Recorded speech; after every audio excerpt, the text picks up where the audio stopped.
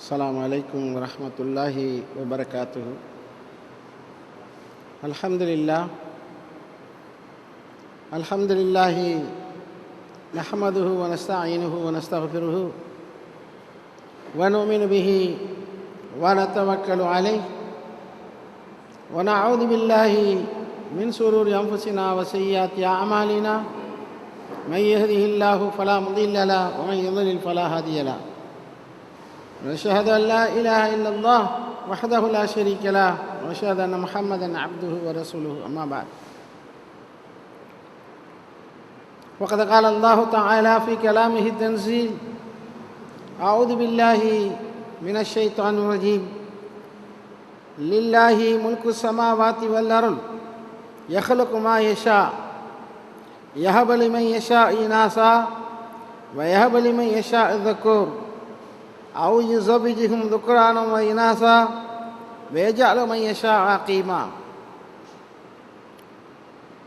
அளவற்ற அருளாளனும் நிகரற்ற அன்புடையனுமாகிய எல்லாம் வல்ல அல்லாஹ் ஜல்ல ஷானஹு வ தஆலாவினுடைய திருப்பெயரால் அன்பிற்கும் பெருமதிப்புக்கும் உரித்தான அருமை சகோதர சகோதரிகளே, இந்த புனிதமான அருள் நிரம்பிய ரமதான் மாதத்திலே இரவு தொழுகையை முடித்துவிட்டு இஸ்லாத்தை அதனுடைய தூய்மையான வடிவத்திலே அறிந்து கொள்ளும் முகமாக இந்த அரங்கத்தில் நாமெல்லாம் குழுமி இருக்கிறோம். அன்பிற்குரிய பெருமக்களே, இஸ்லாம் இந்த உலகத்திலே வாழுகின்ற மனித சமூகத்திற்கு, முஸ்லிம்களுக்கு மாத்திரமல்ல, ஒட்டுமொத்த மனித சமூகத்திற்கும் சரியான பாதையை காட்டி அவர்களை நல்வழிப்படுத்த உரிய ஏற்பாடுகளை செய்திருக்கிறது. மனிதன் சிந்திக்காத கோணத்திலே எல்லாம் அல்லாஹ் ரப்பல் ஆலமீன் மனிதனுக்கு எது நன்மையோ அவற்றையெல்லாம் சுட்டி காட்டுகின்றார். திருமறை குர்ஆன் தொடாத பிரச்சனையே இல்லை, அது பேசாத விஷயமே இல்லை. மனித வாழ்க்கைக்கு தேவையான எல்லா விஷயங்களையும், எல்லா துறைகளையும் திருமறை குர்ஆன் தொட்டு காட்டுகிறது. இந்த குர்ஆன் கியாம நாள் வரையிலும் மனிதர்களுக்கு வழிகாட்டும். இந்த மனிதர் சமுதாயம் எப்போதெல்லாம் எந்த விஷயங்களிலே எல்லாம் நல்ல விஷயங்களிலே பின்தங்கி போயிருக்கிறதோ அவற்றையெல்லாம் சுட்டி காட்டி அவர்களை திருத்துகின்ற பணியை திருமறை குர்ஆன் செய்து கொண்டிருக்கிறது. அந்த வகையில் இந்த அமர்வில் நம்முடைய சமுதாயத்திலே புறையோடி போயிருக்கக்கூடிய சில அவலங்களை நாம் தொடராக பார்த்து வருகிறோம். அதில் ஒரு தவிர்க்க முடியாத முக்கியமான ஒரு விஷயத்தை இந்த அமர்வில் இன்ஷா அல்லாஹ் நாம் பார்க்க இருக்கிறோம். அது என்ன? மனித சமூகம் வளர வேண்டுமானால் மனித சமூகத்திலிருந்து தான் குழந்தைகள் பிறப்பார்கள். விலைக்கு வாங்கிறதில்ல, மரத்தில் காய்க்கிறதில்லை.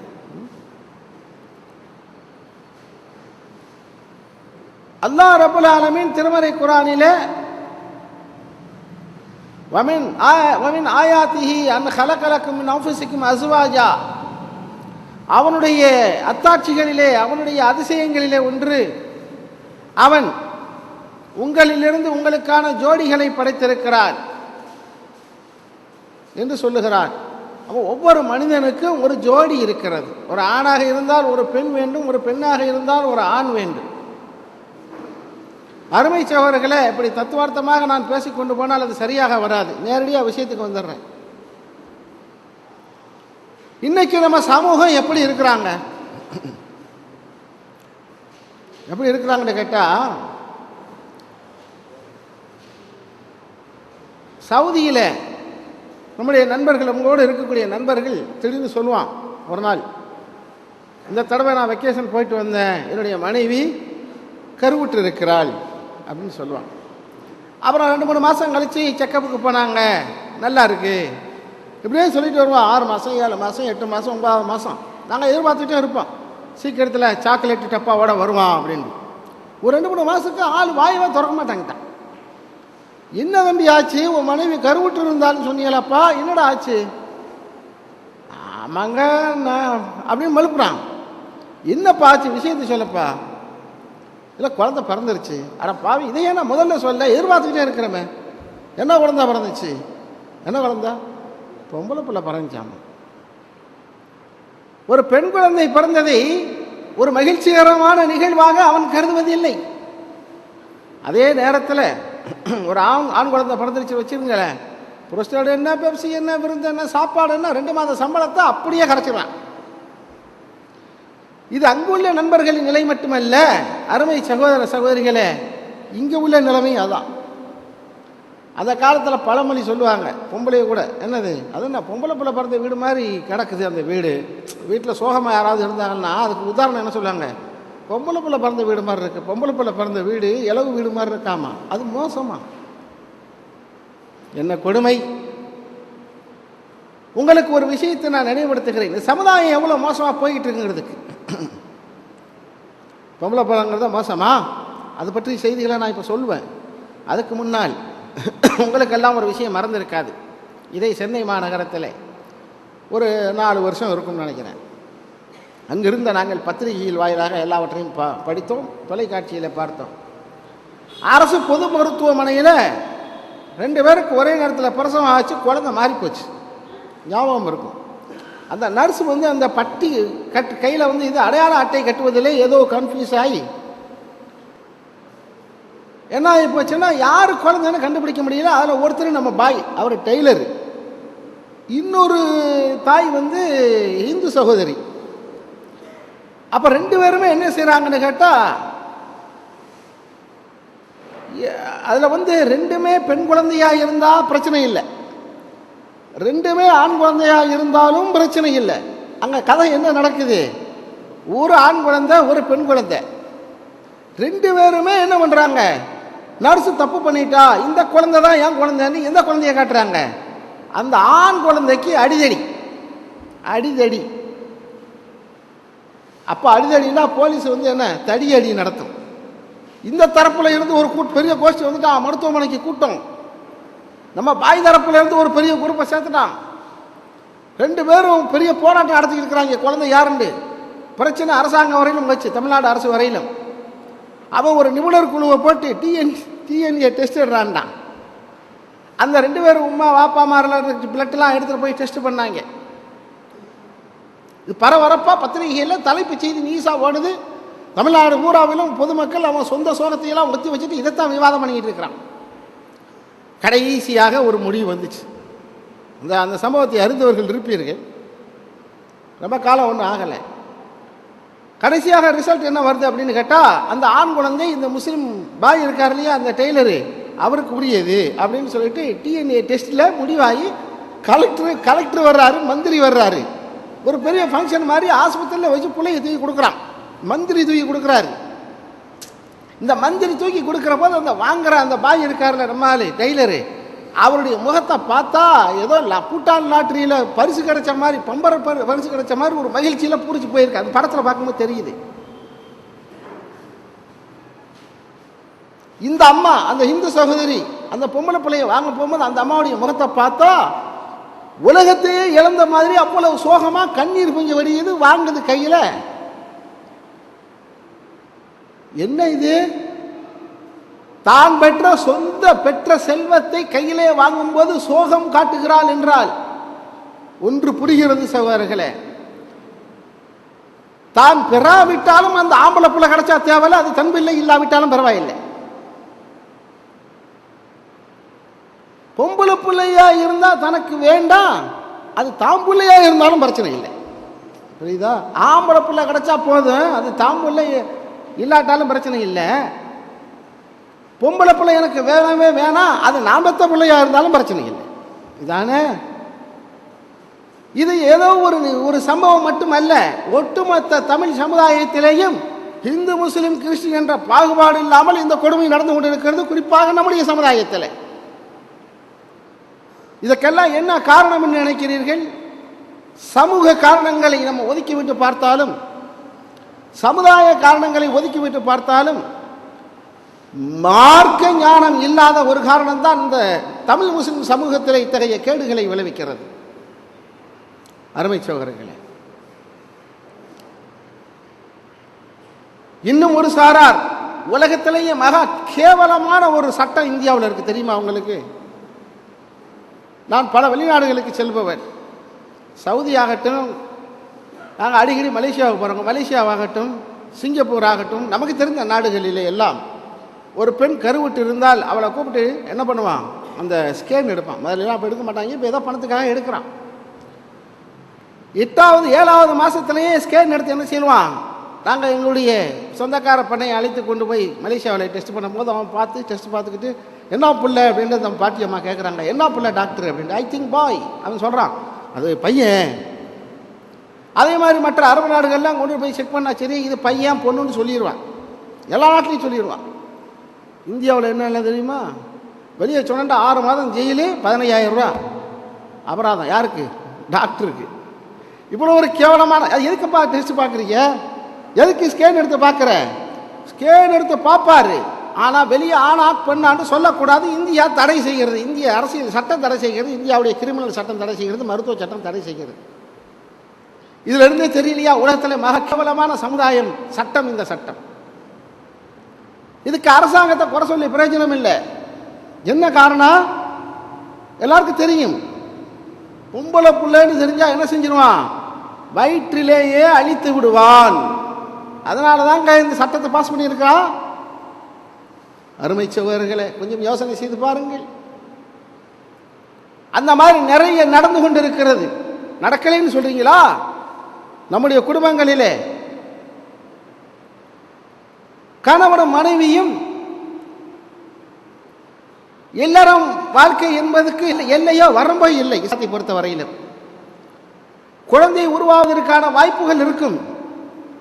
ஒரு மனைவி ஒரு ஒரு ஒரு தம்பதி தன்னுடைய மகளுக்கோ மகனுக்கோ சம்பந்தம் செய்து விட்டால், அதாவது சம்பந்தம்னா கல்யாணம் முடிச்சாங்கன்னு வச்சுக்கிறோங்க, மகனுக்கோ அல்லது மகளுக்கோ, இவர்கள் என்ன செய்கிறார்கள் என்றால் இவர்களுடைய இல்லறத்தை மறைக்க ஆரம்பித்து விடுகிறார்கள். அந்த மாமியாக்காரி காலில் அணிஞ்சிருக்கிறக்கூடிய கொலுசை கழட்டிடுவா, தலையில பூ வைக்க மாட்டா, என்ன பேரம்பேத்தி எடுத்தாச்சு இனிமே என்ன. ஆனா ரகசியமாக என்ன நடக்கணும் அதெல்லாம் நடக்கும். அதையும் மீறி சில நேரத்தில் கர்ப்பமாகி விடுவாள். கர்ப்பமான உடனே அவளுக்கு ஒரே வெக்கமா போயிடும்.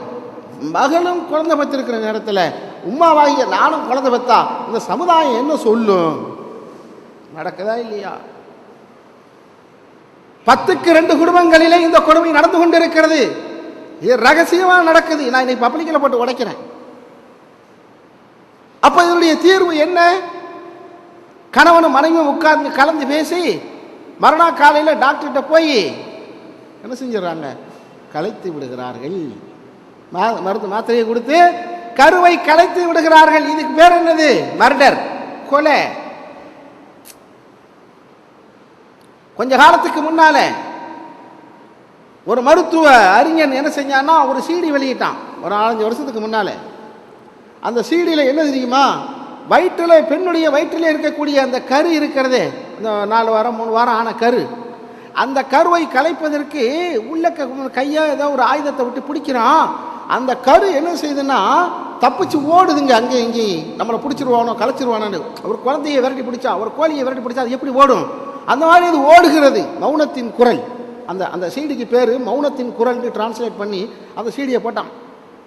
ஆங்கிலத்தில் வந்தது. வலுக்கட்டாயமாக கலைத்து ஒரு மர்டர், ஒரு கொலை செய்கிறார்கள். பல குடும்பங்களிலே இந்த கொலை நடந்து கொண்டிருக்கிறது. தெரிஞ்சும் தெரியாமலுமாக பல குடும்பங்கள் அமைதியாக இருக்கிறார்கள். என்ன நினைத்துக் கொண்டிருக்கிறார்கள்? இப்படி செய்வதால் எந்த தப்பும் வந்துவிடப் போவதில்லை என்று நினைத்துக் கொண்டிருக்கிறார்கள். அருமை சகோதரர்களே, திருமறை குர்ஆன் கண்டிக்கிறது. வஇதல் மௌஊதத்து சுஇலத் பிஐயி தம்பின் குத்திலத். சூரத்து தக்வீர். திருமறை குர்ஆனிலே அல்லாஹ் கேட்கிறான், மறுமை நாளிலே எந்த கரு கலைக்கப்பட்டதோ, எந்த குழந்தை கொல்லப்பட்டதோ அவைகளுக்கெல்லாம் உயிர் கொடுத்து அல்லாஹ் ரப்பல் ஆலமீன் குழந்தையாகவே கொண்டு வந்து நிறுத்துவான். நிறுத்தி வைத்து அந்த குழந்தை இடத்திலே அல்லாஹ் கேட்பான், வஇதல் மௌஊதத்து சுஇலத் பிஐயி தம்பின் குத்திலத். ஏ குழந்தையே, சிறுவனே, சிறுமியே, உன்னை உன் பெற்றோர்கள் கொலை செய்தார்களே, நீ என்ன பாவம் செய்தாய் என்று உன்னை கொலை செய்தார்கள். அல்லாஹ் கேட்பானா? திருமறை குர்ஆன் சொல்லுங்க.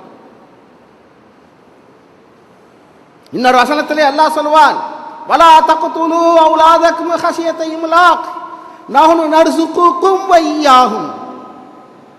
பெற்றவர்களே, பெரியவர்களே, உங்களுக்கு அல்லாஹ் தந்திருக்கக்கூடிய அந்த மழலை செல்வங்களை கொலை செய்யாதீர்கள். ஏன் கொலை செய்கிறா? பாதி பேர் சமுதாயத்துக்கு பயந்து, மீதி பேர் ஏன் கொலை செய்கிறா? ஒரு பொண்ணு பிறந்துருச்சுன்னு சொன்னால் அதுக்கு என்ன செய்ய வேண்டியிருக்குது? சமுதாயத்தில் பெரும் பாடுபட்டு பெரும் துயரப்பட்டு அதை வளர்த்து ஆளாக்கி படிக்க வச்சு கட்டி கொடுத்து அதுக்கு பிறகு இந்த சம்மந்திமாரோட சண்டை போட்டு அவனுக்கு வியாதியே அப்போ தான் வரும். ஒரு பெண் குழந்தையை கட்டி கொடுக்கிறவர்களும் ஆரோக்கியமாக இருக்கக்கூடிய கணவனும் மனைவியும் அதுக்கப்புறம் இந்த சுகரு ப்ரெஷரு ஏகப்பட்ட வியாதி எல்லாம் சம்மந்தம் பண்ணதுக்கு பிறகுதான் வருது. இதுக்கு பயந்துக்கிட்டு என்ன செய்யறது? ஆரம்பத்திலேயே குழந்தைய அழிச்சிடுறது. அதெல்லாம் சொல்றான், செலவாகும் என்று பயந்து அழிக்கிறீர்களா? நீ என்னப்பா செலவு செய்கிறாய்? அந்த குழந்தைக்கு நான் அல்லவா செலவு செய்கிறேன். அல்ல கேட்கிறான், நஹ்னு நர்சுகுக்கும் வ இய்யாக்கும். குழந்தைகளுக்கு மட்டுமல்ல, உங்களுக்கும் சேர்த்து, பெற்றோர்களாகிய உங்களுக்கும் சேர்த்து நான் தானே செலவு செய்கிறேன், நான் அல்லவா பொருளாதாரத்தை தருகிறேன் என்று அல்லாஹ் திருமறை குர்ஆனில் கேட்கிறார். ஆக அருமை சகோதரர்களே, இந்த பெண் குழந்தையை கேவலமாக மதிப்பதும் ஆண் குழந்தையை விட பெண் குழந்தைக்கு ஒரு உயரிய அந்தஸ்து கொடுப்பதும் இஸ்லாம் சொல்லுகின்ற காரியம் அல்ல, இஸ்லாத்துக்கு விரோதமான காரியம் என்பதை முதலிலே நீங்கள் புரிந்து கொள்ள வேண்டும். அடுத்து, அது ஆணாகட்டும் பெண்ணாகட்டும், அந்த குழந்தை என்பது உருவாவது நம்முடைய கைகளிலே இல்லை. அது யார் கொடுக்கிறா? வல்ல ரப்பல் ஆலமீன் கொடுக்கிறான். எத்தனை பேர் இன்றைக்கு குழந்தை இல்லாமல் டெஸ்டிடியூட் பேபி, செயற்கை கருத்தரிப்பு முறையில் குழந்தையை தேடிக்கொண்டு இருக்கிறார்கள் இல்லையா? அருமை சகோதரர்களே, திருமறை குர்ஆனிலே சூரத்து ஷூரா 49வது வசனம் அல்லாஹ் சொல்லுவான், லில்லாஹி முல்கு ஸமாவாதி வல் அர்த். வானங்கள் பூமியினுடைய ஆட்சி அல்லாஹ்வுக்கு உரியது. யஹ்லுகு மா யஷா, அவன் நாடியதை அவன் உருவாக்குகிறான், படைக்கிறான். நீங்க நாடியது இல்லை. உங்களுடைய வயிற்றிலே, உங்கள் மனைவியரின் வயிற்றிலே உருவாகும் கரு நீங்கள் விரும்பியதா? இன்ன கலரில், இன்ன விதத்தில், தலைமுடி சுருளா, கண் இன்ன நிறத்தில், கைகால்கள் இந்த வடிவத்தில், இப்படியெல்லாம் பிறக்க வேண்டும் என்று அப்ளிகேஷன் எழுதி போட்டீர்களா? இல்லை. அவன் நாடிய விதத்தில் அவன் படைக்கிறான். உங்களுடைய அன்னையரின் வயிறுகளிலே உங்களை வடிவமைக்கும் பொழுது அவன் விருப்பம் என்னவோ அந்த விதத்திலே அல்லாஹ் வடிவமைக்கிறான். சொல்லிவிட்டு அல்லாஹ் சொல்லுவான், அவன் தான் நாடியவர்களுக்கு பெண் குழந்தையை அன்பளிப்பாக வழங்குகிறான்.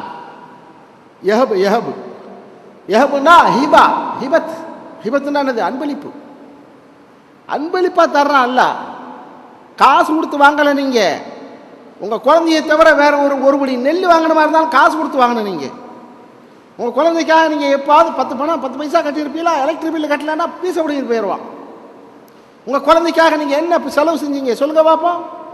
ஒன்றும் செலவு செய்யல. மாறாக இல்லற ஆனந்தத்தை மட்டும் நீங்கள் அனுபவித்தீர்கள். அதற்கு பரிசாக அல்லாஹ் யஹபலிமை யஷா இனாசா, தான் நாடியவர்களுக்கு அவன் பெண் குழந்தையை கொடுக்கிறான். வயஹபலிமை யஷா அல்-துக்கூர், அவன் தான் நாடியவர்களுக்கு ஆண் குழந்தையை கொடுக்கிறான். முதல்ல ரெண்டையும் சொல்ல வர்றால, முதல்ல எதை சொல்றான் பாருங்க. முதல்ல ஆம்பளை பிள்ளையை சொல்லுங்க, முதல்ல பொம்பளை பிள்ளையை தான் எல்லாம் சொல்றான். வயஹபலிமை யஷா அல்-துக்கூர் அவ் யுஸவ்விஜுஹும், சில பேர்களுக்கு அல்லாஹ் என்ன செய்யறான் தெரியுமா? ஆணையும் பெண்ணையும் கலந்து தருகிறான். அது அல்லாஹ்வே சொல்றான். அல்லாஹ் தான் நாடியவர்களுக்கு 2 ஆம்பளை பிள்ளை 2 பொம்பளை பிள்ளை அப்படியும் கொடுக்குறான். ஆனால் சில பேர்களுக்கு அகீமா, அவன் தான் நாடியவர்களை குழந்தை பேர் இல்லாத மலடுகளாகவே விட்டு விடுகிறான். அவனுடைய கையில் இருக்கு. அப்ப அல்லாஹ் வருகின்ற அந்த அன்பளிப்பை மனிதர்கள் மறுக்கிறார்கள் என்றால் அல்லாஹ்வுடைய ஞானத்தை மறுக்கிறார்கள் என்று பொருள். இதில் இன்னொரு பெரிய கொடுமை என்னன்னா, நம்ம ஊரில் பல பெண்கள் இந்த பொம்பளை பிள்ளை வேணான்னு நினைக்கிறதுக்கான அடிப்படை காரணம் என்னன்னு கேட்டால், கொஞ்சம் தயவுசெய்து இந்த இடையில இப்படி இருந்தால் கவனம் சேதரும். காரணம் என்னன்னு கேட்டால், நீங்கள் எல்லாரும் குடும்பத்தில் இருக்கிறவங்க, உங்களுக்கெல்லாம் நான் லேசாக சொன்னாலே புரியும். என்ன காரணம்னா, ஒருவனுக்கு அவனுடைய மனைவி குழந்தை பிறக்கிற போது அந்த குடும்பம் மொத்தமாக எல்லாரும் என்ன எதிர்பார்க்குறாங்க, எப்படியாவது ஒரு பையன் பிறக்கட்டும், எப்படியாவது ஒரு ஆம்பளை பிள்ளை பிறக்கட்டும்னு எதிர்பார்க்குறாங்க. பொம்பளை பிள்ளை பிறந்துருச்சு. பொம்பளை பிள்ளை பிறந்த உடனேயே அந்த மாமியார் அம்மா இருக்காங்கல்ல, அந்த அந்த பொண்ணோட அம்மா, மாமியார் புருஷனுடைய உம்மா, மூஞ்சியில் எள்ளு கொல்லு வெடிக்கும். என்ன மருமக, ஏங்கம்மா உன் மருமக மாசமாக இருந்துச்சா, குழந்தை வந்துருச்சா, பெத்தா பொம்பளை பிள்ளைய, நீ யாரு, நீ ஆம்பளையா, நீ பொம்பளை தானே, பொம்பளை பிள்ளை பெத்தா. இது அந்த அம்மா கடந்து கடியில் ஒடிக்கும் அந்த பொம்பளை பிள்ளைய. அதுக்காக வேண்டி என்ன செய்கிறாங்க, அந்த மறுபடியும் குழந்தை பிறகுறதுக்கு நிறைய பொம்பளைய பயப்படுறாங்க. சில பேருக்கு குடும்பத்தில் ஒவ்வொரு பிள்ளை இருக்குன்னு பார்த்துருப்பீங்க. இதெல்லாம் என்ன காரணம் நினைக்கிறீங்க? மறுபடியும் பொம்பளை பிள்ளையாக போச்சுன்னாங்க இந்த குடும்பக்காரி குடும்பம் தாங்க முடியாது அப்படின்னு பயந்துக்கிட்டு புள்ள பிறந்ததுக்கு பயப்படுறாங்க. சரி, அதையும் தாண்டி ரெண்டாவதாக ஒரு பிரசவம். அந்த ரெண்டாவதாகவும் அந்த அந்த அம்மாவுக்கு என்ன பிறக்குது, ஒரு பொம்பளை பிள்ளை பிறந்துச்சுன்னு வச்சுக்கிறோங்க. இதை நான் சொல்ல வேண்டியதில்லை, உங்களுக்கே தெரியும் அந்த குடும்பத்தில் என்ன நடக்கும்னு. சில பேர் உமா வீட்டுக்க துரத்தி விட்டுறாங்க. என்ன புள்ள நீ, என்ன வம்சம் நீ, எப்போ பார்த்தாலும் பொம்பளை பிள்ளைய பார்த்துக்கிட்டு இருக்கிற. எவ்வளவு முட்டாள்தனமான பேச்சு சகோதர சகோதரிகளே, யோசனை செய்து பார்த்திருக்கிறீர்களா? நான் தெளிவாக கேட்க விரும்புகிறேன். திருமறை குர்ஆனிலே அல்லாஹ் சொல்லுகிறான், என்ன சொல்றான், அன்னிசாஉ ஹர்சுல் லக்கும் ஃபஅது ஹர்தக்கும் அன்னா ஷி'தும். அல்லாஹ் என்ன சொல்றான், ஆண்களை பார்த்து அல்லாஹ் சொல்லுவான், ஆண்களே பெண்கள் உங்களுடைய விளை நிலங்கள், விளை நிலம்னா தெரியுமில, விவசாய பூமி, விவசாய பூமி, விவசாய பூமியை தன்னாலேயே முளைக்குது. ஆனா நீ எதை விதைக்கிறியோ அதான முளைக்கும். வாழையை நட்டால் வாழை, கரும்பு நட்டால் கரும்பு, நெல் பயிரிட்டால் நெல். நீ எதை விதைக்கிறாயோ அதை அப்படியே இன்னும் வளர்த்து எடுத்து பக்குவமாக்கி இன்னும் பக்குவத்தில் உனக்கு திருப்பி தருகிறது அந்த விளைநிலம். அதைத்தானே அவன் மனைவி செய்கிறா. கொஞ்சோண்டு விந்து துளி நீ கொடுக்கிறாய், அதை வச்சு என்ன செய்கிறா, குழந்தைய உருவாக்கி அவ தர்றா. அவ சொந்தமாவா உருவாக்குறா, மிஷின் வச்சா உருவாக்குறா, ஆம்பளை பிள்ளை பொம்பளை பிள்ளைண்டு. ஆனால் அதை விடுங்க, கல்வி அறிவு வளர்ந்த காலம், விஞ்ஞானம் வளர்ச்சி விட்டுற காலம், ஒவ்வொருத்தரும் இன்னைக்கு படித்து விஞ்ஞான அறிவை பெற்றிருக்கிறார். மருத்துவ ரீதியான விஞ்ஞானம் என்ன சொல்லுகிறது எல்லாருக்கும் தெரியும். இந்த கரு உருவாவதை பொறுத்த வரையிலும் ஆணுடைய விந்தில என்ன இருக்கிறது, எக்ஸ் ஒய் இருக்கிறது. சின்ன சின்ன ஒரு 4ஆம் வகுப்பு பையனுக்கு தெரியுங்க, அவனுடைய அந்த இந்திரிய துளியில எக்ஸ் ஒய் 2 விதமான அணுக்கள் இருக்கிறது.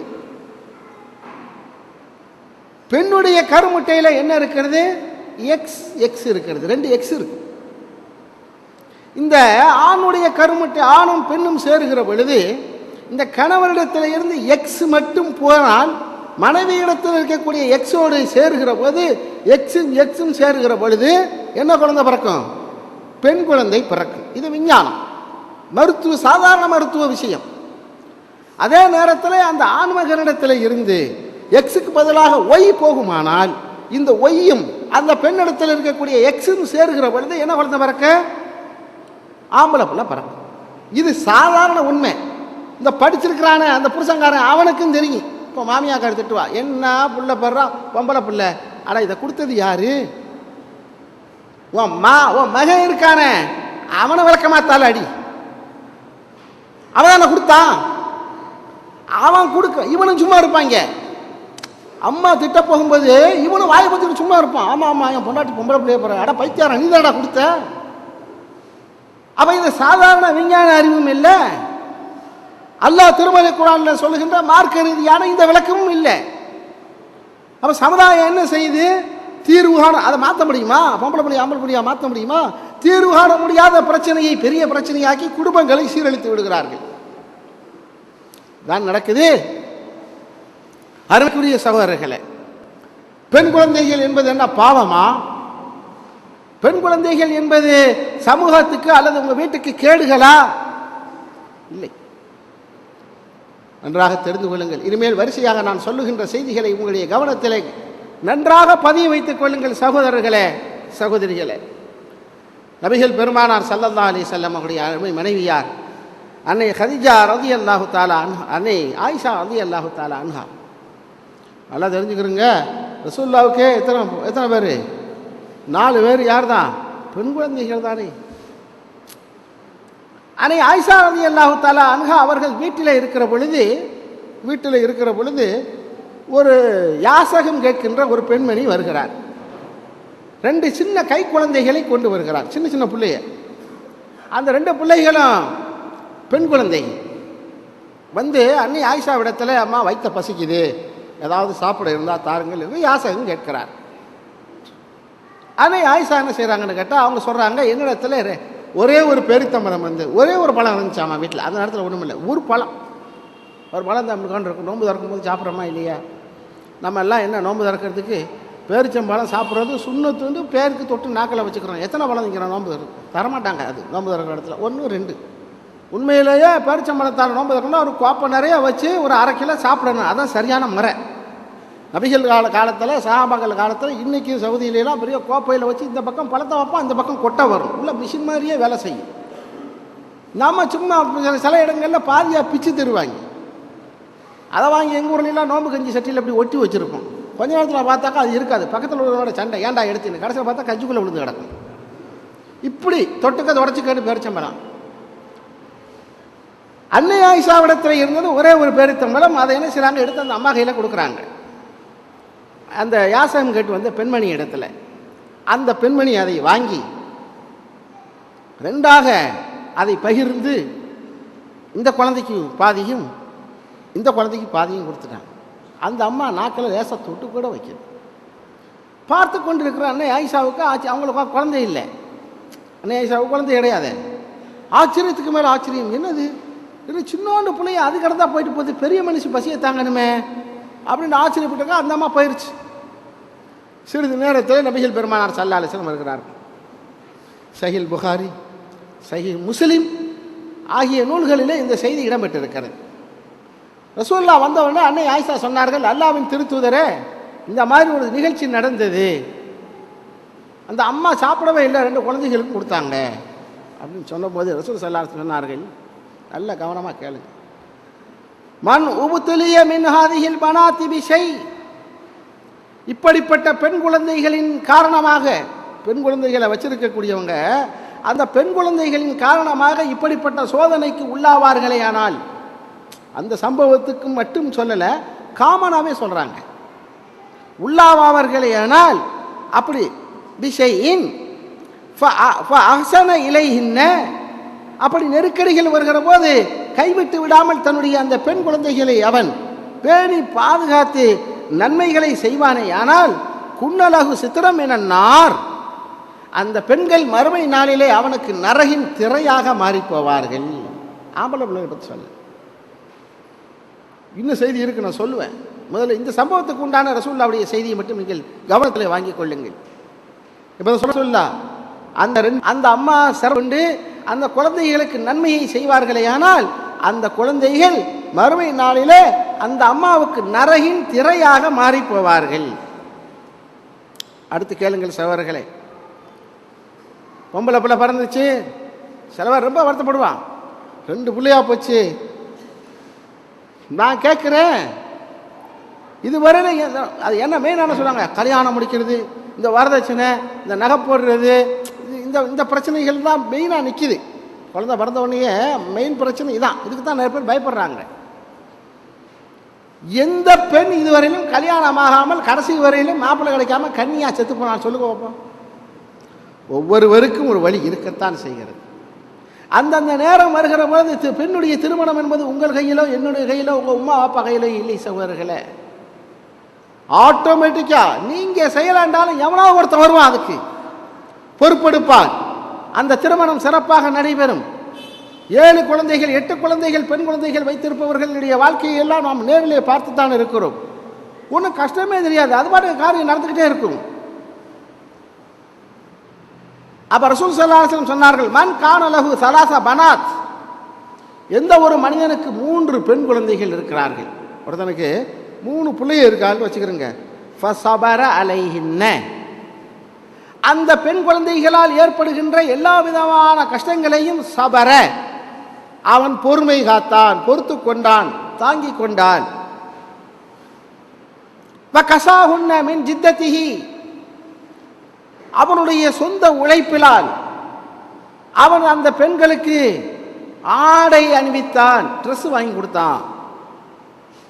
குன்னலகு ஹிஜாபம் மினன்னார், அந்த பெண்கள் அவனுக்கு மறுமை நாளிலே நரகின் திரையாக மாறி போவார்கள். இது ஒரு செய்தி. அடுத்த நபிகள் பெருமானார் ஸல்லல்லாஹு அலைஹி வஸல்லம் சொன்னார்கள், மன் ஆல ஜாரியத்தைன், எவன் ஒருவன் 2 பெண் குழந்தைகளை பெற்று, 2 பொம்பளை பிள்ளை ஒருத்தனுக்கு இருக்குதுங்க, ஹத்தா தபுலுகா, அவ்விருவரும் பருவமடைகின்ற காலம் வரையிலும் அவர்களை வளர்த்து பேணி, பருவமடைகின்ற காலம் என்றால் பருவம் அடைஞ்சவனே திருமணம் செய்யறதுல அதில் வரும், செய்கிறானோ ஜா யௌமல் கியாமா, மறுமை நாளிலே அவன் வருவான். அவனுக்குள்ள பரிசு என்ன? 2 பொம்பளை பிள்ளைகளை ஒருத்தன் பெற்றாங்க, பெற்று அதை பேணி அதை வளர்த்து அதற்கு திருமணம் செய்து வைக்கிறான். அப்படிப்பட்டவன் மறுமை நாளிலே அவன் வருவான். ஆனா வகுவ கஹாத்தைனி வல்லம்ம அசாபியாகு, நானும் அவனும் இப்படி இருப்போம் மறுமை நாளிலே என்று ரசூல் ஸல்லல்லாஹு அலைஹி வஸல்லம் விரலை சேர்த்து வைத்து சொன்னார்கள். ஆம்பளை பிள்ளைகளை பற்றி அப்படி சொல்லலை, ஆம்பளை பிள்ளைகளை பற்றி சொல்லலை, பெண் குழந்தைகளைத்தான் சொல்கிறார்கள். அப்ப யாருக்காவது 2 பெண் குழந்தைகள் இருக்குமானால் சந்தோஷப்படுங்கள், அல்லாஹ் நமக்கு பெரிய பாக்கியத்தை தந்திருக்கிறான். இந்த 2 பேரையும் வளர்த்து ஆளாக்கி படிக்க வச்சு வயது பருவம் அடைந்தவுடன் திருமணம் செய்து வைத்தால் மறுமையிலே நபியோடு இருப்போம் என்ற அந்த மகிழ்ச்சிகரமான சிந்தனை உங்களுடைய இதயத்தில் இருக்க வேண்டும். இன்னொன்று, பொம்பளை பிள்ளை இருக்கிற வீடு தாங்க பரக்கத்தான வீடு. ஆம்பளை பையில இருந்தால் பாருங்க, ஒரு வீட்டில் 4 பசங்க இருப்பாங்க, ஒரே ஒரு பொண்ணு இருக்கும். எப்போ வீட்டில் போய் பார்த்தாலும் அந்த புள்ள தான் இருக்கும். 4 வயலுக்குள்ள ஆளுக்கு தான் சைக்கிள் ஓட்டிக்கு நிற்பான், மொத்தம் கிரிக்கெட் விளையாட போயிடுவான். பயலுங்க எவனும் வீட்டில் தங்க மாட்டாங்க, ஒரு வேலைக்கு போக மாட்டான், வீட்டில் உள்ள வேலை செய்ய மாட்டாங்க. அந்த பொம்பளை பிள்ளை என்ன செய்யும்? வீட்டில் இருக்கும், எப்போ போனாலும் வீட்டில் இருக்கும், உமாவுக்கு தேவையான உதவிகளை செய்யும், வாப்பாவை கவனிக்கும். அடுத்த நபிகள் ஸல்லல்லாஹு அலைஹி வஸல்லம் சொன்னார்கள், இந்த ஹதீஸை நல்லா கவனிங்க, மன் கான லஹு ஸலாஸ பனாத், எவன் ஒருவனுக்கு 3 பெண் குழந்தைகள் இருக்கிறார்கள், ஏற்கனவே சொன்னது 2, இந்த ஹதீஸில் 3 பெண் குழந்தைகள் இருக்கிறார்கள், அவன் அவர்களை நல்ல முறையிலே வளர்த்தெடுக்கிறான்,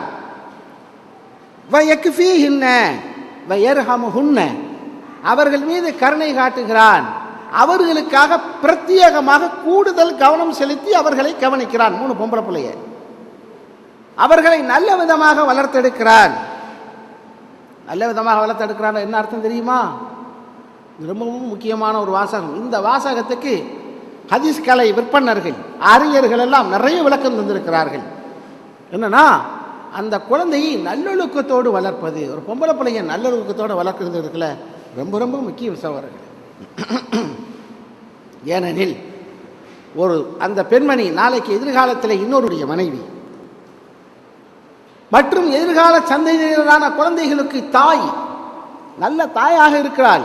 நமக்கு நல்ல மகளை நம்ம வளர்த்தோம்னா அந்த மகள் என்ன செய்வா? இன்னொரு காலத்தில் இன்னொரு மனிதனுக்கு நல்ல மனைவியாகவும் நம்முடைய பேர பிள்ளைகளுக்கு நல்ல தாயாகவும் இருப்பாள்.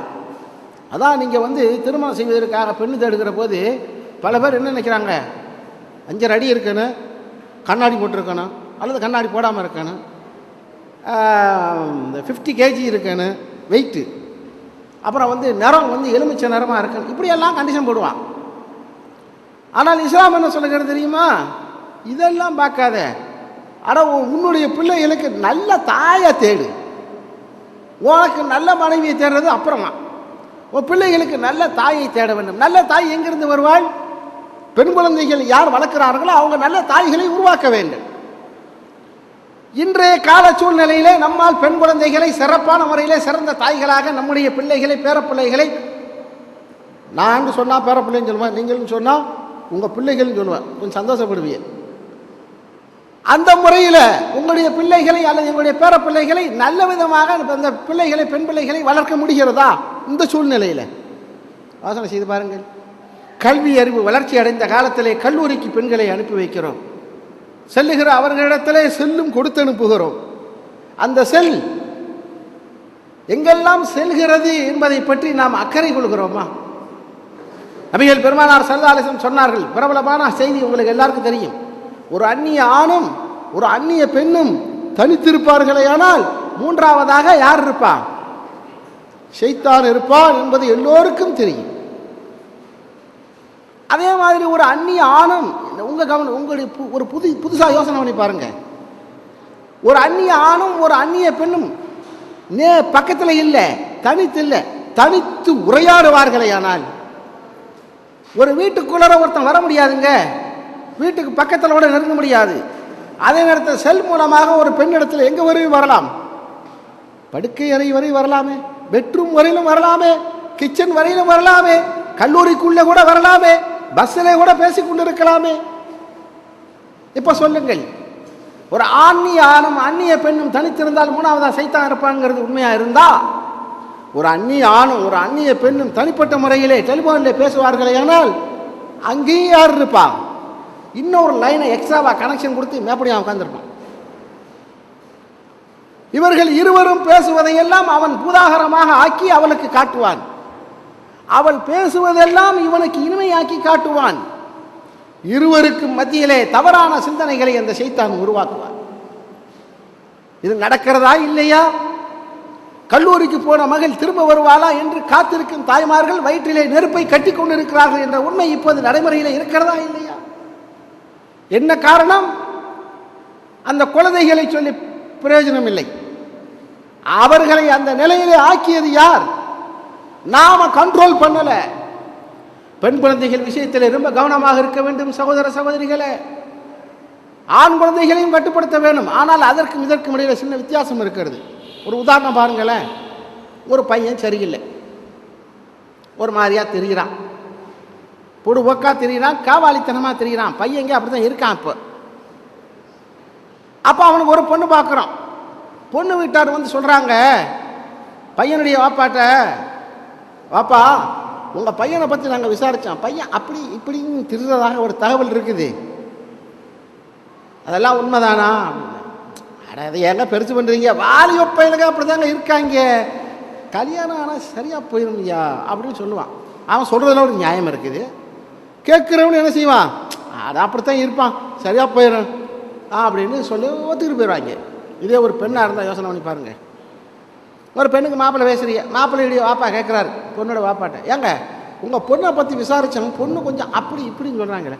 ஆமாப்பா வாலிப வயசுல அப்படி இப்படித்தான் இருக்கு, கல்யாணமானா சரியா போயிடும், ஒத்துக்கிறியா நீ? அப்படியானால் அந்த சூழ்நிலை வருகிற போது அவன் வேறு இவள் வேறு என்று இனம் பிரித்து பார்க்க தெரிகிறது அல்லவா? அப்ப என்ன செய்யணும்? கண்ணாடி பாத்திரங்களை போல ரசூல் ஸல்லல்லாஹு அலைஹி வஸல்லம் சொன்னாங்க பெண்களை பற்றி. ஒரு ஒட்டகத்தில் பயணம் செய்கிற போது அந்த ஒட்டக ஓட்டி வேகமாக ஒட்டகத்தை ஓட்டி கொண்டு போகிறான். பின்னால் ரசூல் ஸல்லல்லாஹு அலைஹி வஸல்லம் வேறொரு ஒட்டகத்தில் வருகிறார்கள். ஒட்டக ஓட்டியே, வாகனத்தை செலுத்துபவரே, உன் வாகனத்தில் இருக்கும் கண்ணாடி பாத்திரங்களை உடைத்து விடாதே, இலக்கிய நயத்தோடு சொன்னாங்க, ஹதீஸ் வருது. அது மாதிரி பெண்கள் என்பவர்கள் கண்ணாடி பாத்திரங்களை போன்றவர்கள், லேசாக அசைந்தாலும் அது விரிவி விட்டுரும். என்னைக்கு கிராஸ் விழுந்துருச்சோ மதிப்பு போச்சு, காலாகாலத்துக்கும் இந்த கரை போகாது. அப்படிப்பட்ட ஒரு அற்புதமான ஒரு ஒரு முக்கியமான அல்லாஹ் கண்ணியப்படுத்துகின்ற ஒரு பெண் குலத்தை வளர்க்கும் பொறுப்பு நம்முடைய ஒவ்வொருவருடைய கைகளிலேயும் இருக்கிறது. நாம் எப்படி வளர்க்கிறோம்? தொலைக்காட்சியை நாம் வாங்கி உள்ள வைக்கிறோமா? தொலைக்காட்சி எப்போ பார்த்தாலும் பிள்ளைங்க அதிலேயே பார்த்துட்டு இருக்குதுங்க. எல்லா பிள்ளைங்களும் இப்போ கண்ணாடி போட ஆரம்பிச்சிருச்சு. எல்லாம் தொலைக்காட்சியே பார்த்து கொண்டு இருக்கிறார்கள். அதில் வர்ற செய்தியாவது நல்ல செய்தியாக இருக்கிறதா? எல்லாமே கலாச்சார சீரழிவை காட்டுகின்றவைகளாக. அதில் பிள்ளைகளை விட்டுட்டு நம்ம என்ன நினைக்கிறோம், பிள்ளைய சந்தோஷப்படட்டுங்கிறதுக்காகவே வாங்கி வைக்கிறோம். சில வீட்டில் ஏற்கனவே ஒரு டிவி இருக்குது, அப்புறம் அரசாங்கம் டிவி கொடுத்தோன்னா அதை வாங்கி மாடியில் கொண்டு வச்சுக்கிறேன், அப்புறம் கிச்சனில் ஒன்று வைக்கிறார். இதெல்லாம் எதுக்கு? பெண் குழந்தைகள் அதெல்லாம் பார்த்து பார்த்து அவர்களுடைய மனம் மரத்து போய் விடுகிறது. கடைசியில் என்ன ஆகுது தெரியுமா? ஒரு விஷயம் அவர்களே, ஆரம்பத்தில் நான் ஒரு மோசமான ஆபாசமான ஒரு விஷயத்தை ஆரம்பத்தில் பேசுகிற போது நான் கூசும். இரண்டாவது முறையிலே பேசுகிற போது கொஞ்சம் கூசும், மூணாவது முறையிலே இன்பமாகும். இன்றைக்கு பல குடும்பங்களிலே தாயும் அவளுடைய மகளும் பேசிக்கொண்டிருக்கக்கூடிய அந்த வசனங்களையும் டயலாக்குகளையும் பார்ப்போமேயானால் தொலைக்காட்சியிலே வரக்கூடிய அந்த சீரியல்கள் இருக்கு இல்லையா, அதில் அவ வர்றா இவ வர்றா, அவ புருஷனை கொல்ல பார்க்குறான், இவன் வப்பாட்டி வச்சிருக்கிறான், அவ தொடுப்பு வச்சிருக்கிறான், இது அம்மா மகளும் சேர்ந்து பேசிக்கிட்டு இருக்கிறாங்க. விளக்கமா அந்த குடும்பம்? அப்படியானால் நம்முடைய குழந்தைகளிடத்தில் எதை பேச வேண்டும் எதை பேசக்கூடாது? காட்சியிலே மட்டும் ஆபாசம் இல்லை, அவர்கள் பேச்சிலேயும் ஆபாசம் இருக்கிறது, எழுத்திலேயும் ஆபாசம் இருக்கிறது. இரட்டையர்த்த வசனங்களை கொண்ட பாடல் சீடிகளை வீட்டுக்குள்ளே நாம் அனுமதித்து நம்முடைய இல்லங்களை எல்லாம், பரக்கத்து வாய்ந்த இல்லங்களை எல்லாம் ஷைத்தான்களுடைய வீடுகளாக மாற்றிக்கொண்டிருக்கிறோம். அப்படிப்பட்ட இடத்துல நாம் குழந்தைகளை எப்படி பராமரிக்க முடியும்? அதிலும் குறிப்பாக பெண் குழந்தைகளை. ஆகவேதான் அருமை சகோதரர்களே, பெரியவர்களே, உங்களுடைய பெண் குழந்தைகளுடைய விஷயத்திலே நீங்கள் அல்லாஹ்விடத்தில் மகத்தான கூலி பெற வேண்டுமானால் உங்களுடைய பெண் குழந்தைகளுடைய ஒழுக்க விஷயத்திலே நீங்கள் கவனம் செலுத்த வேண்டும். பல பேர் இன்னைக்கு அமைப்பு ரீதியில் பார்த்தா அமைப்புகளுக்கு எவ்வளோ ரிப்போர்ட் வருது, அந்த வீட்டில் ரகசியமாக தேடுறாங்க. புள்ள காலேஜுக்கு போன பிள்ளை திரும்பி வர காணும், அதனை கற்பூரமாக காற்றுல கரைஞ்சி போகிறதுக்கு எவ்வளோ கடத்திட்டு போயிடுறாங்க. வெளியே சொன்னால் சமுதாயத்துக்கு அசிங்கம்னு ரகசியமாக தேட வேண்டி இருக்கிறது. இப்படிப்பட்ட அவலங்களில் இருந்து விடுதலை பெற வேண்டுமானால் அந்த குழந்தைகளுக்கு மார்க்க ஞானத்தை நாம் அதிகம் ஊட்ட வேண்டும். அதிலும் குறிப்பாக தக்வாவை. எந்த சூழலிலேயும் எந்த சந்தர்ப்பத்திலேயும் தன்னுடைய கற்பு, தன்னுடைய கௌரவம், தன்னுடைய மானம் ஒரு பெண்ணுக்கு முக்கியம் என்பதிலே ரொம்ப கவனமாக இருக்க வேண்டும் சகோதரர்களே. அடுத்து இந்த ஹதீஸுடைய அடுத்த விஷயத்துக்கு போவோம். வயர்ஹமுஹுன்ன, அந்த பெண்களின் மீது இரக்கம் காட்டினான். அப்படி செய்தானேயானால் ஃபக்கத் வஜபத் லஹுல் ஜன்னா அல்பத்தா, ரசூல் ஸல்லல்லாஹு அலைஹி வஸல்லம் சொன்னார்கள். இப்படி 3 குழந்தைகளை, 3 பெண் பிள்ளைகளை ஒருவன் நல்ல விதத்திலே நல்ல உத்தமி பெண்களாக, கற்பு நெறி தவறாத பெண்களாக, இபாதத்துள்ள பெண்களாக அவன் உருவாக்கி அவன் திருமணம் செய்து வைப்பானேயானால் அவனுக்கு சொர்க்கம் கண்டிப்பாக வாஜிபாகிவிட்டது. சின்ன சின்ன குற்றங்கள் இருந்தால் எல்லாம் மன்னிச்சு இந்த ஒரு காரணத்திற்காகவே ஒருவனை சொர்க்கத்துக்கு அனுப்புகிறான். 3 பெண் குழந்தைகள் இருந்தால் ஒரு சந்தேகம் வரும், 3 பிள்ளை இருந்து கஷ்டப்பட்டு சொர்க்கத்துக்கு போயிடலாம், நம்மள்கிட்ட இருக்கிறது 2 தானே, நம்ம நிலை என்னன்னு ஒரு டவுட் வரும். ஏண்டா 2 பொம்பளை பிள்ளையை வச்சுக்கிறவங்க இருப்பாங்க. இந்த சந்தேகம் அப்போதே வந்தது. இப்போ கால ரஜுலன் யா ரசூலல்லாஹ், ஒரு மனிதர் இருந்தார், அல்லாஹ்வின் திருத்தூதரே, வசின்தைன், 3 பிள்ளைகளை பற்றி சொன்னீங்க, ஓகே, 2 பிள்ளையே இருந்து அந்த 2ஐயும் நாங்கள் பராமரித்து கவனிப்போமே, ஆனால் அவர்களுக்கு என்ன இதே சொர்க்கம் கிடைக்குமா என்று கேட்டபோது ரசூல் ஸல்லல்லாஹு அலைஹி வஸல்லம் சொன்னார்கள், வசின்தைன், ஆமாம் 2 பிள்ளைகள் இருந்தாலும் அது கிடைக்கும். விட்டுட்டு இதோட அடுத்த ஹதீஸுக்கு போக முடியாது. ஏன்னா இன்னும் கொஞ்சம் பேர் இருப்பீங்க, எனக்கு ஒரே ஒன்று கண்ணே கருவேப்பிலை கொத்து மாதிரி ஒரே ஒரு புள்ள தான் இருக்குது, இதை வளர்த்தா எனக்கு சொர்க்கம் கிடைக்காதா? ஒரு சந்தேகம் வரும் இல்லையா? இதை அப்பவே அவங்க நிறுத்துவார் கேட்கிறார். வகால வாஹிதத்துன், ஒரு சஹாபி கேட்கிறார், அல்லாஹ்வின் தூதரே ஒரு பிள்ளை இருந்தாலுமா? கால வாஹிதா, ஹஜ்ரத் ஜாபிர் சொன்னாங்க, ஒரு பிள்ளை இருந்தாலும் அதற்கான அந்த பலன் கிடைக்கும், சொர்க்கம் கிடைக்கும் என்று ரசூல் ஸல்லல்லாஹு அலைஹி வஸல்லம் சொன்னார்கள். ஜாபிர் ரலியல்லாஹு தஆலா அன்ஹு அவர்கள் இந்த ஹதீஸை அறிவிக்கிறார்கள். இமாம் புகாரி சஹீஹுல் புகாரி என்ற நூலை தவிர அதபுல் முஃப்ரத் என்று ஒரு நூல் எழுதியிருக்காங்க. ஹதீஸுகள் தான், ஆனால் தரத்தில் வந்து சஹீஹுல் புகாரி தான் உயர்ந்தது. இதுவும் இமாம் புகாரியுடைய நூல் தான், அதபுல் முஃப்ரது, நல்ல ஹதீஸ்கள் அதில் வரும். அந்த அதபுல் முஃப்ரது என்ற ஹதீஸ் நூலில் நான் சொல்லுகின்ற இந்த செய்தி பதிவாக இருக்கிறது. இன்னொரு ஹதீஸை கவனியுங்கள். இப்போ இது கொஞ்சம் வித்தியாசமான செய்தி இதில் வரும். லா யகூனு லி அஹதின் ஸலாஸ பனாத், ஒருவனுக்கு 3 பெண் பிள்ளைகள் இருந்து, அவ இப்னதான் அல்லது 2 பெண் பிள்ளைகள் இருந்து, இவ்வளோ நம்ம என்ன சொல்லிக்கிட்டு இருக்கிறோம்? அவன் பெற்றெடுத்த பிள்ளைகளை, நான் பெற்றெடுத்த பிள்ளை, நீங்க பெற்றெடுத்த பெண் பிள்ளைகளை பற்றி தான் இவ்வளோ நேரம் நம்ம விவாதிச்சுக்கிட்டு இருக்கிறோம். அவ் உஹ்தான் அல்லது 2 சகோதரிகள் இருந்து, இருக்கா இல்லையா? நம்ம இல்லை வாப்பா பொறுப்பை நம்ம ஏற்றுக்கிட்டு எத்தனை நம்ம கூட பிறந்தவங்களை கல்யாணம் வச்சு கொடுக்குறோமே. அவுஹ்தான் அல்லது 2 சகோதரிகள் இருந்தார்கள். ஃபயத்தகில்லாஹ ஃபீஹின்ன, அந்த பெண்களுடைய விஷயத்தில் இவன் அல்லாஹ்வை பயந்தான். வயஹ்சினு இலைஹின்ன, அந்த பெண்களுக்கு நல்லவைகளையே செய்தான். இல்லா தஹலல் ஜன்னா, நிச்சயமாக அவன் சொர்க்கத்துக்கு செல்லுவான். இதில் மற்ற விஷயத்தை நான் விட்டுறேன். இதில் ஹைலைட்ஸாக நான் சொல்ல வர்றதுன்னா, உங்களோடு உடன் பிறந்த சகோதரிகள், அவங்க அக்காவோ தங்கையோ 2 பேர் இருப்பாங்களே, ஆனால் சில பேர் சலிச்சுக்கிடுவான். எங்கள் அத்தா எங்கள் தலையில் பெரிய சுமையை தூக்கி வச்சுட்டு அவர் வாட்டுக்கு போயிட்டாரு, இப்போ நாங்கட்டி சுமக்க வேண்டியிருக்கு. வருத்தப்படாதீர்கள், உங்கள் தந்தை உங்களுக்கு சொர்க்கத்துக்கான பாதையை அமைத்து விட்டு போயிருக்கிறார். செல்லுங்கள், உழைத்து உங்களுடைய சகோதரிகளுக்கு நல்ல வழியை காட்டுங்கள், நிச்சயமாக உங்களுக்கு சுவனம் இருக்கிறது என்ற நற்செய்தியை நபிகள் பெருமானார் ஸல்லல்லாஹு அலைஹி வஸல்லம் சொன்னார்கள்.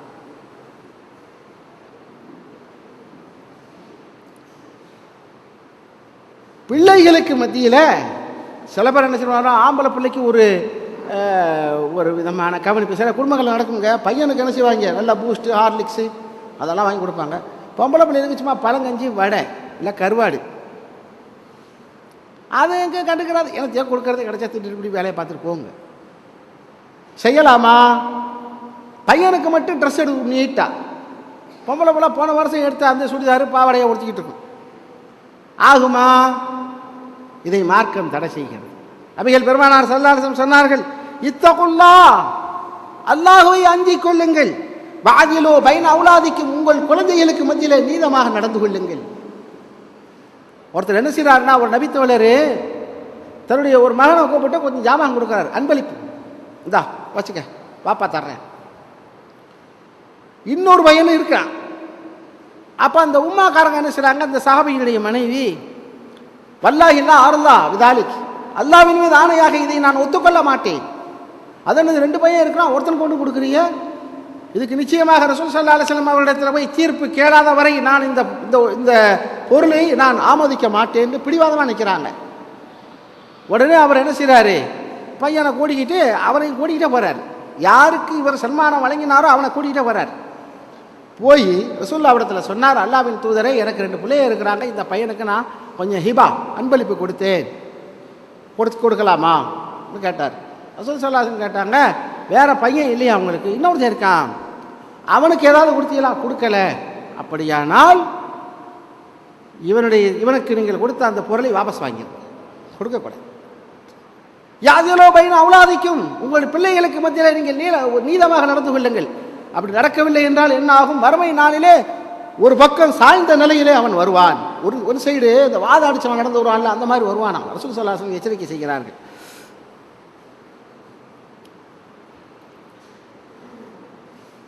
மேலும் சொன்னார்கள் ரசூல் ஸல்லல்லாஹு அலைஹி வஸல்லம், உம்மு சலமா ரலியல்லாஹு தஆலா அன்ஹா அவர்கள் அன்னை ரசூலுல்லாஹுடைய மனைவி, அவர்கள் அறிவிக்கிற செய்தி அஹ்மதுல வருதுங்க.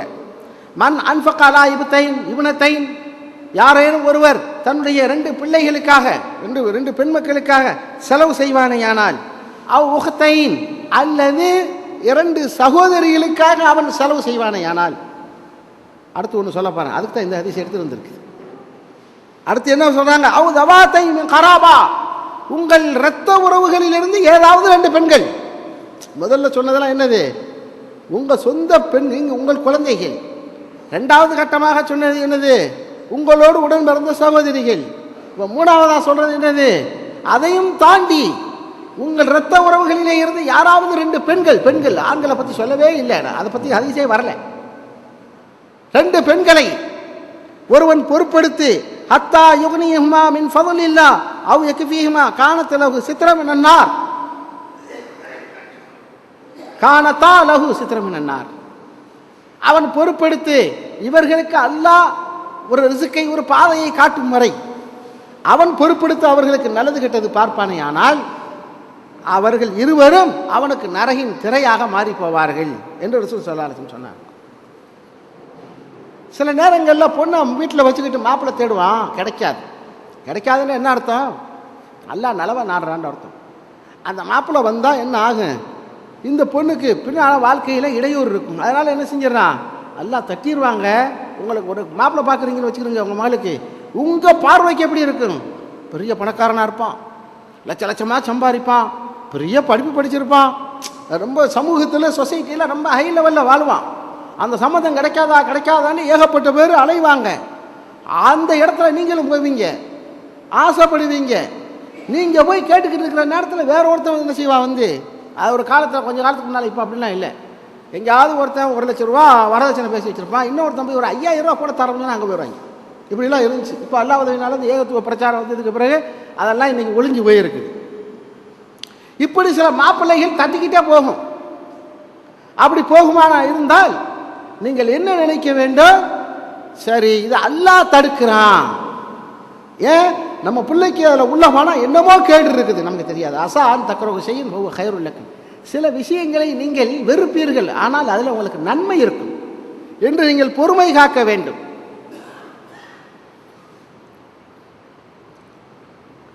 ரசூல் ஸல்லல்லாஹு அலைஹி வஸல்லம் சொன்னார்கள், அந்த மாதிரி நேரத்தில் சில தாய்மார்கள் விவரம் புரியாமல் என்ன தெரியுமா செய்கிறாங்க, இந்த மக மேலே வெறுப்பு காட்டுவாங்க. பார்த்துருக்கீங்களா குடும்பங்களில்? இந்த சனியனும் வந்து உட்கார்ந்து இருக்குது, இதுக்கு ஒரு வந்து இன்னும் அதில் நம்மளையும் சேர்த்துட்டு வாழ்க்கை, அதான் பெரிய கொடுமை. எனக்குன்னு இருக்குவார், வந்ததும் அப்படி வாய்ச்சதும் அப்படி. நம்மளை வந்ததில் சேர்த்து வச்சிருக்காளா இல்லை வாய்ச்சதில் சேர்த்து வச்சிருக்காளான்னு விளங்காது. நம்ம அக்கறை இடத்தை பார்க்கலையாமா மாப்பிள்ளை, அது வர்ற போது வருங்க. பழம் பழுத்து விட்டால் மரத்தில் தங்காது. அப்போ பிள்ளைய சபிப்பாங்க, இது என்ன நேரத்தில் பிறந்துச்சோ, இது எந்த நேரத்தில் வந்து வயசுக்கு வந்துச்சோ, இதெல்லாம் கற்பனை பண்ணுவாங்க. அந்த பிள்ளைய கரிச்சு கொட்டுவாங்க. இது செய்யலாமா? ஹராமாச்சு சகோதரர்களே, செய்யக்கூடாது. ரசூல் ஸல்லல்லாஹு அலைஹி வஸல்லம் சொன்னார்கள், லா தக்ரஹுல் பனாத், உங்கள் பெண் குழந்தைகளை வெறுக்காதீர்கள். தெளிவான ஹதீஸ். உங்கள் பெண் குழந்தைகளை வெறுக்காதீர்கள். ஏன் வெறுக்காதீர்கள் சொன்னாங்க தெரியுமா? காரணத்தை ரசூல் ஸல்லல்லாஹு அலைஹி வஸல்லம் சொல்கிறார்கள், ஃபஇன்னஹுன்னல் முனிசாத்துல் காலியாத், நிச்சயமாக அந்த பெண் குழந்தைகள் உங்களுக்கு நேசத்தையும் பாசத்தையும் வாரி வாரி வழங்குபவர்கள். புரியுதா அர்த்தம்? உங்களுடைய செகண்ட் ஹாஃப் இருக்குதே பிற்காலம், அந்த பிற்காலத்தில் உங்களை கவனிப்பது யார்? மகனா? அவன் அமெரிக்காவில் சாஃப்ட்வேர் இன்ஜினியராக இருப்பான், இல்லை சவுதியில் கக்கூஸ் எழுதிட்டு இருப்பான், வெளியே சம்பாத்தியத்துக்கு போயிடுவான். மருமக என்ன செய்வான்? நாம துவண்டு கிடக்கிற நேரத்தில் நம்முடைய அந்த கைத்தடியை கூட எடுத்துற மாட்டான். கிழமை எப்போ மண்டையை போடுவான், அவன் தலைமாட்டுக்குள்ள வச்சிருக்கிற நம்ம மாமியா விட்டு நகை எப்போ நம்ம கைக்கு வந்து சேரும், இந்த கணக்கில் தான் அவன் இருப்பான். நம்ம கீழே விழுந்து கிடக்கிற நேரம் பார்த்தா அம்மா வீட்டில் ஏதாவது விசேஷம் வச்சு அவளை தள்ளிட்டு போயிடுவாங்க. நம்ம அப்படியே கிடக்கணும் தெருவில், பராமரிக்க ஆள் இல்லாமல். அந்த நேரத்தில் 10 கிலோமீட்டருக்கு அப்பால் உங்கள் மகளை நீங்கள் கட்டி கொடுத்துருப்பீங்கன்னா, அவள் பஸ் ஏறி டவுன் பஸ்ஸில் ஒரு கையில் இடுப்பில் பிள்ளையும் மூக்கை சிந்திக்கிட்டு எங்கள் வாப்பா என்ன ஆனாரோ தெரியலையேன்னு அங்கே ஆரம்பித்தாலுங்க வீடு வரையும் புலம்பிக்கிட்டு வருவாளுங்க. வந்து நான் பெத்தா வாப்பாம்பா, அவளா பெத்தா நம்ம தான் பெற்றிருக்கிறோம் தலையெல்லாம் சொல்லுவாங்க. அந்த நேரத்தில் நான் பெத்தா வாப்பா உங்களுக்கு இப்படியா கதி வரணும் அப்படின்னு புலம்பி நமக்கு மருந்து எடுக்கிறது என்ன, தைலம் தேய்க்கிறது என்ன, வெந்நீர் வச்சு கொடுக்கறது என்ன, ஆஸ்பத்திரி கூடிய போகிறது, இவ்வளவை யார் தான் செய்வா? மகதேங்க செய்யும், மருமக செய்ய மாட்டாள். இன்னொன்று, அது தனி சப்ஜெக்ட். ஒரு மகளுக்கு மாமனாரை கவனிக்குங்கிறதெல்லாம் மார்க்கத்தில் கடமையே கிடையாது. அதை மட்டும் தெரிஞ்சுக்கிறீங்க. இப்போ அதுக்குள்ள நுழைஞ்சோன்னா அது தனி தலைப்பாக போயிடும். மகதான் கவனிப்பா. நீங்கள் வாழ்க்கையில் ஒரு விஷயம் கவனித்திருக்கிறீர்களா? நிறைய பேருடைய எங்க அத்தம்மா வாப்பாவுடைய உம்மா, ஒரு தடவை எங்கள் வாப்பாட கேட்குறேன், வாப்பா நம்ம அத்தம்மாவுடைய கபரை பார்த்து நான் சலாம் சொல்லலாம்னு நினைக்கிறேன், அம்மாவுடைய கபர் எங்கே இருக்குது? அது எங்கடா நம்ம ஊரில் இருக்குது. அப்புறம் எங்கே? அது முதுகுலத்தூரில் எங்கள் அக்காவை கட்டி கொடுத்தாங்களே அங்கே தான் இருக்குது. அங்கேயும் போனாங்க, மகள் அங்கே தான்டா இருந்துச்சு. ஒவ்வொரு பெண்ணுடைய கபரும் அந்த மகள் எந்த ஊரிலே வாழ்க்கைப்பட்டிருக்கிறாளோ அந்த ஊரில் தான் இருக்கும். தேடி பாருங்க. என்ன காரணம்? கடைசி காலத்தில் அவள் தான் பாப்பா. அதான் ரசூல் ஸல்லல்லாஹு அலைஹி வஸல்லம், வலா தக்ரஹுல் பனாத், உங்களுடைய பெண் குழந்தைகளை வெறுக்காதீர்கள். பின்னஹுல் மோனிசாத்துல் காலியாத்.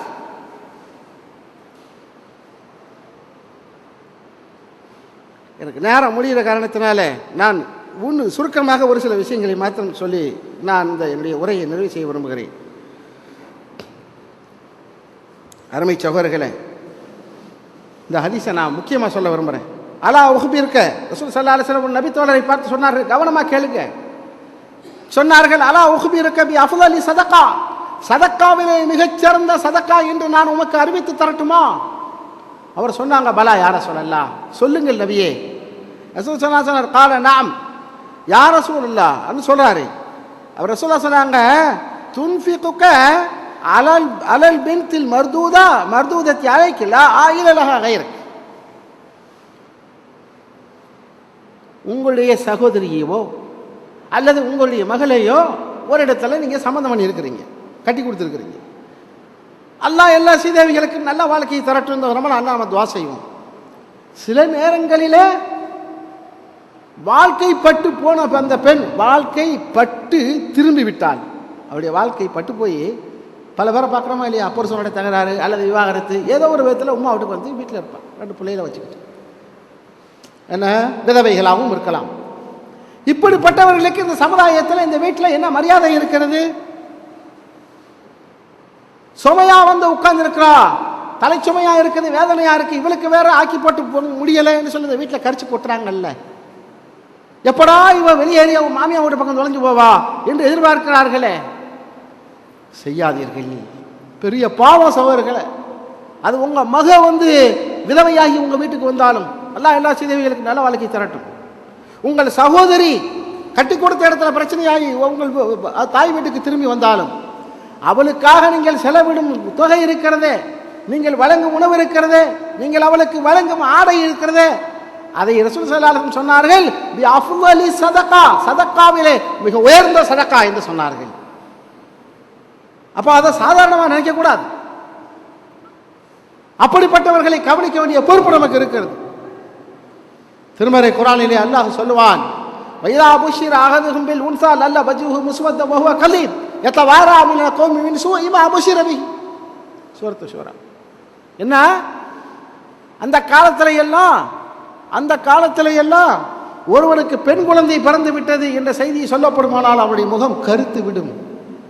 கடை தெருவுக்கு வீதியிலே சமுதாயத்திலே பகிரங்கமாக உலா வருவதற்கு பயந்து போய் ஒளிந்து மறைந்து தலைமறைவு வாழ்க்கை வாழ்வான், அவ்வளவு கேவலம் நினைப்பான். அதே நிலை இன்றைக்கு திரும்பி இருக்கிறதா இல்லையா? பொம்பளை பிள்ளை பிரச்சனை வெளியே சொல்ல மாட்டேங்கிறான், கொஞ்ச நாளைக்கு தெருவில் வரமாட்டேங்கிறான், வெட்கப்படுகிறான். இல்லை சகோதரர்களே, இந்த சித்தாந்தத்தை நீங்கள் மாற்றுங்கள். நாளையிலிருந்து யாராவது பெண் குழந்தை பிறந்தது என்றால் பெருமையோடு காலத்துக்கு சொல்லுங்க, அல்லாஹ் ரப்பல் ஆலமீன் எனக்கு சொர்க்கத்துக்கு ஒரு பாதையை தந்து விட்டான், மறுமை நாளிலே எனக்கும் நரகத்திற்கும் இடையிலே திரையை தந்து விட்டான், நபிகள் பெருமானார் ஸல்லல்லாஹு அலைஹி வஸல்லம் அவர்களோட சுவர்க்கத்திலே இப்படி இருப்பதற்கான வாய்ப்பை எனக்கு வழங்கிவிட்டார் என்று பெருமையோடு சொல்லுகின்ற ஒரு நாள், அந்த நிலை நம்முடைய சமுதாயத்தில் வர வேண்டும். அதே நேரத்தில் இந்த சொர்க்கத்துக்கு செல்ல வேண்டுமானால் பெண் குழந்தைகளை நல்லொழுக்கத்தோடும் கற்பு நெறியோடும் இறையச்சத்தோடும் வளர்த்து ஒரு குடும்பத்தை, சிறந்த குடும்பத்தை உருவாக்குவதற்கு அஸ்திவாரம் அமைப்பதற்கான முயற்சிகளில் நாம் ஈடுபட வேண்டும். வல்ல அல்லாஹ் அத்தகைய அருமையான பிள்ளை செல்வங்களை நமக்கெல்லாம் வழங்கி சிறந்த தந்தையர்களாக, சிறந்த பெற்றோர்களாக நாம் அவர்களை உருவாக்குவதற்கான வாய்ப்பையும் பக்குவத்தையும் நம்ம அனைவருக்கும் வல்ல அல்லாஹ் தந்துள்ள வேண்டும் என்று துஆ செய்தவனாக என்னுடைய வார்த்தைகளை நிறைவு செய்து கொள்கிறேன். வாஹிர் தவானா அனில் ஹம்துலில்லாஹி ரப்பில் ஆலமீன். அஸ்ஸலாமு அலைக்கும் வரஹ்மத்துல்லாஹி வபரகாத்துஹு. அஸ்ஸலாமு அலைக்கும் வரஹ்மத்துல்லாஹி வபரகாத்துஹு.